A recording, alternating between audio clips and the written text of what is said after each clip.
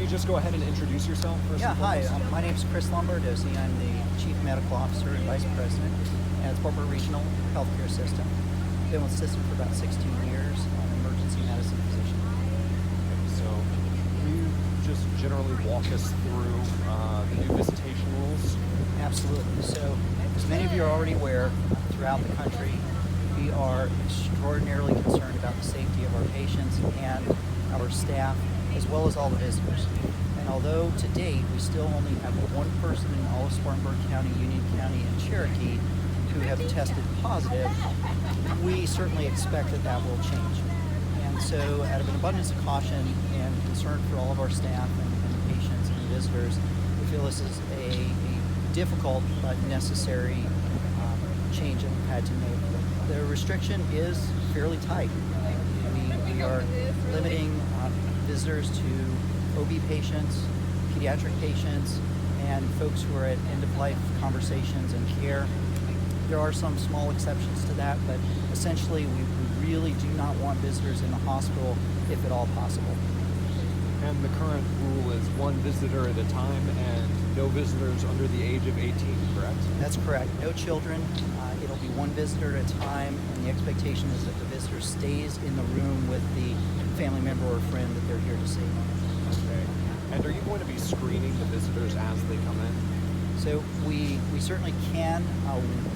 We like to say that we have the ability to do that. We have greeters at every single hospital location who will ask those questions and make sure that people are safe before they enter. So now you're encouraging people who are now unable to visit their loved ones, a lot of cases in the hospital. How are you encouraging those people to communicate with their families? So it's a great question. And the beauty of today's era, unlike 10, 15, or 20 years ago, is that now almost everyone has some form of social media, and at the very least a phone that we can do things like FaceTime or other ways of communicating. Our nursing staff as well as our physicians are well aware of the burden that this plays for the families as well as the patients. And so we're encouraging different forms of communication. I will say that this type of crisis forces our folks to be innovative, and they are. So what are the things you're hearing from your fellow medical staff? So the medical staff are fine. They are well aware of the difficulty of this. They are well prepared. We communicate on a regular basis. They're aware of the situation. And certainly it is no surprise to anyone who's listening that this situation seems to be changing on a daily basis.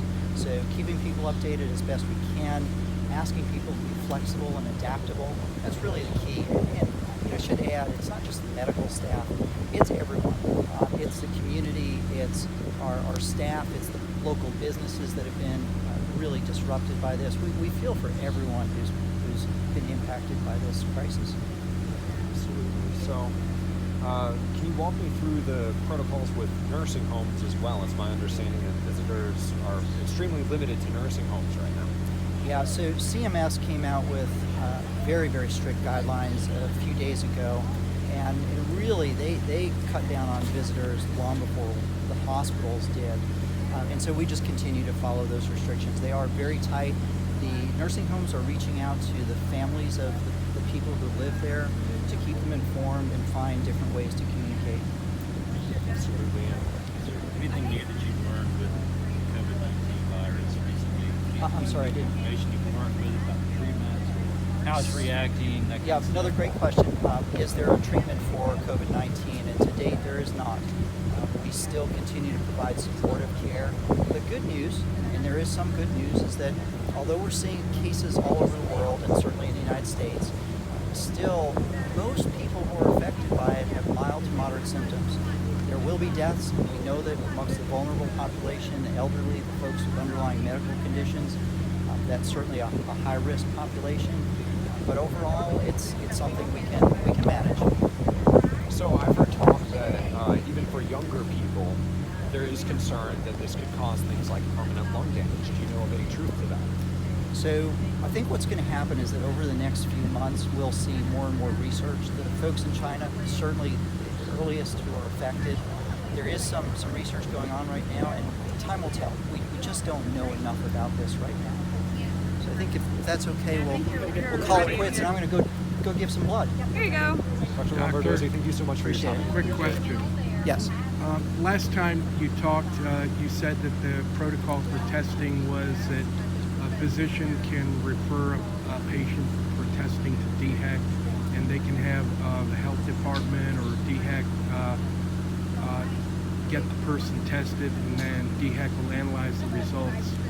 What's changed since then as far as the testing? It was never true that DHEC is the place that takes the samples. And if I misspoke, I apologize for that.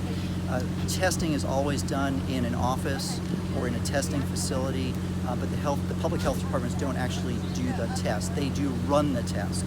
So the samples are sent to DHEC for evaluation, and there are a couple of private vendors that do it as well. Okay. Very good. Okay. Thank you. Thank you. Do you have more questions? with you. Oh, you're with him. All right. Great. Great. I'm just okay. going to figure All out right.